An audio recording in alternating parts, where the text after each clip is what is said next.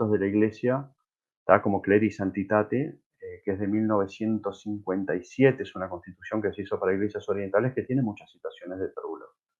Porque lo que era Trullo más que nada era una actualización de lo que la Iglesia creía. Pero el problema es cuando no es lo mismo que te lo autorice un papa que lo haga el emperador. Acá vemos otra vez la cuestión del cesaropapismo. Y contra ese emperador precisamente nosotros luchamos para no perder nuestra identidad siríaca. También es muy interesante este asunto. Ahora vamos a ir a lo del Papa Honorio, ¿sí? Que esto hay que tocarlo sí o sí.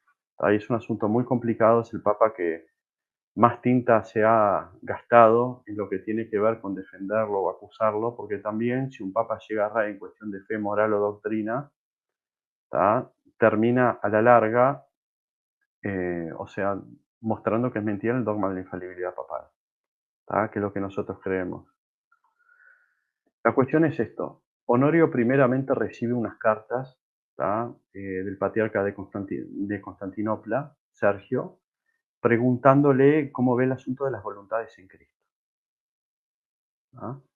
Él, en una carta llamada Scripta Fraternatis, escribe: Cristo ha operado lo que es humano por la carne de manera inefable y única y completada por la divinidad de manera distinta. ¿Ah?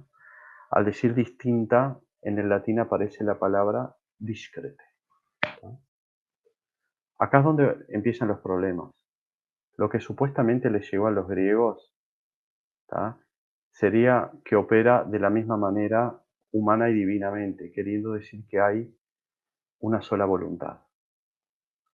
O sea, acá estamos ante un evento de falsificación, se los digo porque la carta originalmente fue escrita en latín. O sea, ¿ustedes a quién le van a preguntar? A los griegos que dicen que les llegó otra cosa o al latín. En este caso creo que la prioridad sería más el latín, que fue el idioma que el Papa escribió. Y es lo que nosotros conservamos hasta hoy día. También hay que hablar de una cosa también, y esto lo voy a decir más adelante. Si ustedes van a las actas de Constantinopla III, a lo que nos llegó de las actas, que no son las actas originales, sino que son copias hechas que vienen de siglos después, entre las condenas aparece Honorio. No podemos hacer la vista gorda a eso. Entonces acá es fácil, o se condenó o las actas fueron falsificadas. Muchos, por ejemplo, hasta el mismo Bellarmine sostiene que hay falsificaciones en actas. Porque cuando se estudia el asunto de Honorio, se estudia desde Constantinopla III en delante, pero nunca se estudia los primeros 50 años. Porque las acusaciones de Honorio, como que si fuese un hereje, vinieron medio siglo después. Pero ¿qué tal si empezamos a estudiar lo que fueron Honorio y lo que fueron los contemporáneos? En especial Máximo de Crisópolis, que precisamente fue refutador del monotelismo, ¿tá? Y con base a los escritos de él se elaboraron las actas. Entonces nosotros vemos que por medio de los que se dicen ser campeones de la Biblia y de la crítica histórica, vemos una doble moral. Porque es muy fácil utilizar esos métodos y eso para condenar a una persona, pero vos no vas a los 50 años antes. ¿Ah? Esto, esto va a ser así. Hay que ver una cosa también. El Papa Juan IV, que fue el segundo sucesor de él, el que vino después fue Severino, pero no se tocó el asunto doctrinal para que ustedes vean, que eso no generó mucho revuelo.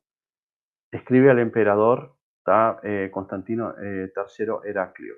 A no confundir con el Constantino III del siglo V, que fue un general subversivo que quiso hacer una revuelta. Aclaro eso también.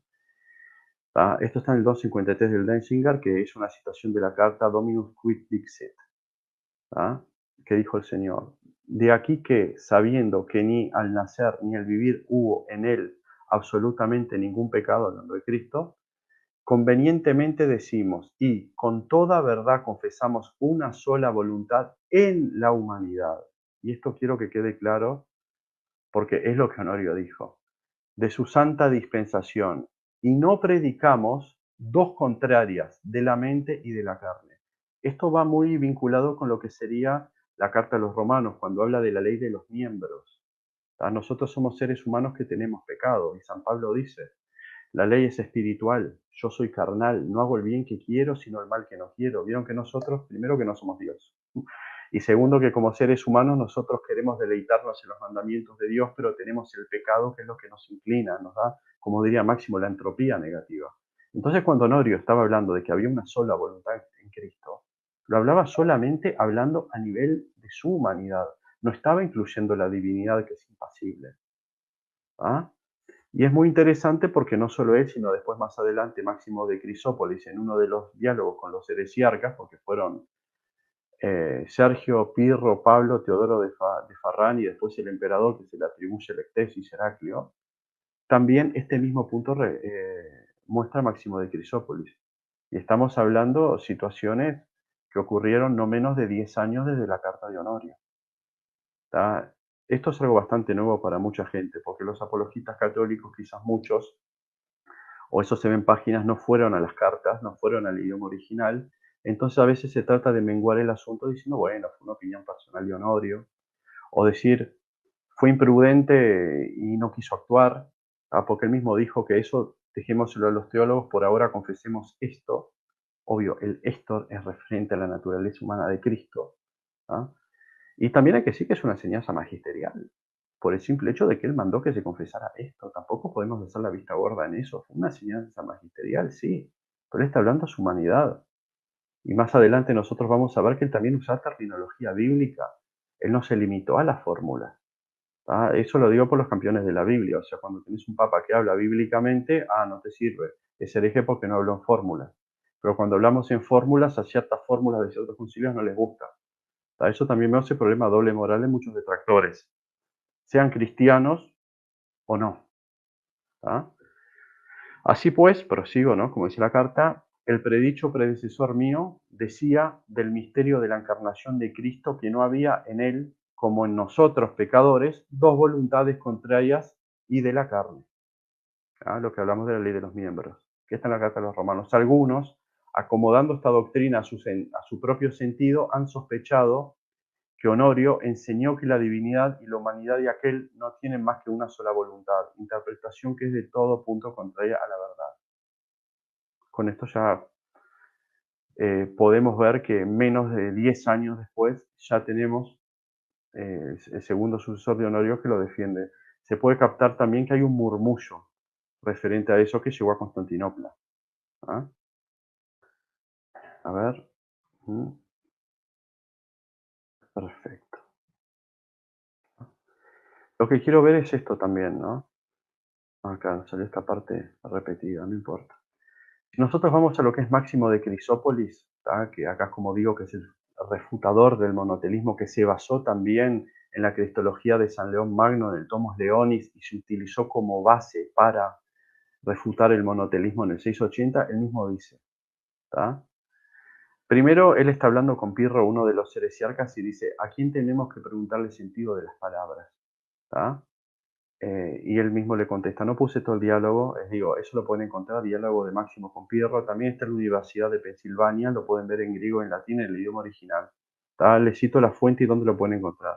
Entonces Pirro le contesta, esto es antes de esto que voy a citar ahora, precisamente el que redactó la carta, pero la carta en sí no la redactó Honorio, la redactó el secretario que después sería Papa, si no me equivoco, Teodoro. Con esto no me estoy excusando si Honorio no escribió, entonces digo, no hay, si hay error no viene de parte de él, no porque tenía el sello de él. La responsabilidad existe. Miren lo que dice, este vive, y todavía ilustrado Occidente con sus virtudes y con sus definiciones de materia de fe, el que redactó la carta. Hay una cosa también que miren que si tenemos el libro de Apocalipsis como canónico es gracias a Honorio, porque en el Canon 17 del Cuarto Concilio de Toledo, el mismo dice que cualquiera que discuta la canonicidad del libro del Apocalipsis se ha excomulgado. Y es muy irónico que Apocalipsis hasta esa época siempre fue disputado si era o no canónico, y después más adelante en el tiempo nunca más se discutió, ¿no? Así que los que también son detractores agradezcanle eso. Los campeones de la Biblia. Ahora bien, he aquí todo lo que escribía al difunto emperador Constantino. ¿Ah? No hemos afirmado que hay una sola voluntad en el Señor, no la de la divinidad y de la humanidad, sino únicamente la de la humanidad. Aquí vemos otra vez el que redactó la carta cuando le escribía al emperador, que hacía suya lo que Honorio le transmitía. Pues habiéndonos escrito, Sergio, que algunos afirmaban dos voluntades opuestas en Cristo, nos hemos respondido a que Cristo no tenía dos voluntades opuestas, carne y espíritu, sino una sola voluntad que caracteriza naturalmente su humanidad. Acá otra vez vemos el asunto de la humanidad, de las voluntades, de que no está hablando de la voluntad divina y que Cristo, al no tener pecado, no tiene esas tendencias hacia el mal y su corazón no está dividido. La prueba es que él ha hecho mención de miembros y de carne, cosa que no es lícito referir a la divinidad. ¿Qué más? Pero ¿por qué Honorio no ha hablado de la divinidad? Esto es lo que también se preguntan. Porque se ha limitado a responder la demanda de Sergio y además no nos atenemos a o sea, nosotros, nos atenemos a la costumbre de la escritura, que habla tanto de la divinidad sola como de la humanidad sola, en el mismo sentido de evitar división de la persona de Cristo. O sea, Honorio no estaba hablando en fórmula, estaba hablando bíblicamente y todavía fue tan precavido que contestó lo justo y lo necesario para responder, cosa que no lo ríe. Igual no sirvió de nada porque le dieron vuelta a sus palabras. Y no solo él, miren que hay comunidades que también fueron llamadas monotelitas, que nunca hubo, ¿cómo es que se dice? Nunca hubo condena, pero siempre estuvo la mancha negra, fulano es monotelita, vengano es monotelita. Y acusan de monotelismo sin nunca haber ido a la documentación original. Honorio evita hablar de una o de dos operaciones, pero afirma que Cristo actúa en muchas maneras. ¿Ah? Yo sé que esto es un poco complicado de digerir. Ya vamos en las dos terceras partes de la tertulia. Creo que para media hora más espero liquidar. Pero esto es algo que sí o sí, si estamos hablando de un seminario de apologética, tenemos que dar muchas maneras. ¿Ah? Yo sé que esto es un poco complicado de digerir. Ya vamos en las dos terceras partes de la tertulia. Creo que para media hora más espero liquidar. Pero esto es algo que sí o sí, si estamos hablando de un seminario de apologética, tenemos que dar esto, porque no solo por los detractores de afuera, sino por los detractores de adentro. Gente que ya tiene una eclesiología torcida y no acepta al Papa como garante y custodio de lo que sería la fe católica de lo recibido por el Espíritu Santo. Es así. Estamos hablando de las teologías remanentistas, de muchas comunidades, y no estoy hablando por alguien en específico, digo por una ideología que permea en la iglesia. Y generalmente se cita el ejemplo de Honorio o el ejemplo del Papa Liberio, que esto hasta hace poco tiempo, vamos a decir ahora, hace 20 años, ¿quién tenía acceso a las fuentes? Díganme, ¿cuándo este tipo de documentos se empezó a escanear y a subir a la web?